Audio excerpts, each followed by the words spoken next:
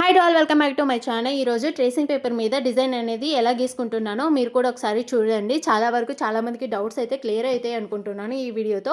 అదేవిధంగా చిన్న చిన్న రౌండ్స్కి అయితే నేను ఈ స్కేల్ని అయితే యూజ్ చేస్తాను. ఇందులో అన్ని సైజెస్లలో రౌండ్ షేప్స్ అయితే ఉంటాయి. రౌండ్ షేప్స్ కూడా పర్ఫెక్ట్ షేప్లో అయితే వస్తాయి. ఇక్కడ నేను శారీలో ఉండే డిజైన్ని హైలైట్ చేస్తున్నాను.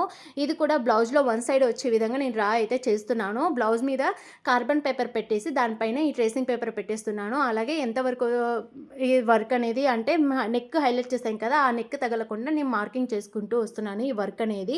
ఇంకోటి, ట్రేసింగ్ పేపర్ మీద నేను బ్లౌజ్ మెజర్మెంట్స్ అయితే పెట్టలేదు. మనము పెద్ద షాప్ పెట్టి బోటిక్ లాగా అయితే మనం బ్లౌజ్ మెజర్మెంట్ ట్రేసింగ్ పేపర్ మీద పెట్టేసి యూజ్ చేసుకోవచ్చు. మనకు అంత లేదు కాబట్టి మనం కొంచెమే ట్రేసింగ్ పేపర్ యూజ్ చేసి దాని మీద డిజైన్ క్రియేట్ చేసి నేను ఎంతవరకు వచ్చింది, రైట్ వస్తుందా లెఫ్ట్ వస్తుందా చూసుకుంటూ, అలాగే మనం మార్కింగ్ చేసేది మొత్తం కింద బ్లౌజ్ మీద పడుతుందా లేదా అని చూసుకుంటూ నేను మార్కింగ్ అయితే చేస్తున్నాను. ఇలా బ్లౌజ్ మెజర్మెంట్తో వేసి ట్రేసింగ్ పేపర్ యూజ్ చేసామంటే అదే వర్క్ ఒక 10-20 బ్లౌజెస్కి యూజ్ అయ్యేలాగా ట్రేసింగ్ పేపర్ యూజ్ అవుతుంది. మనకంత షాప్ లేదు కాబట్టి, మనం అంత బిజినెస్ పర్సన్స్ కాదు కాబట్టి, కొంచెం మనకు వచ్చిన విద్యలోనే మనం ఇలా చిన్న చిన్నగా ముక్కలుగా నేను కట్ చేసుకొని ట్రేసింగ్ పేపర్ని ఇలా నేను వర్క్ క్రియేట్ చేసుకొని బ్లౌజుల మీద ఇలా నేను మార్కింగ్ అయితే చేసుకుంటూ ఉంటాను. Please subscribe my YouTube channel. ఒక షేర్, ఒక లైక్ అయితే చేయండి.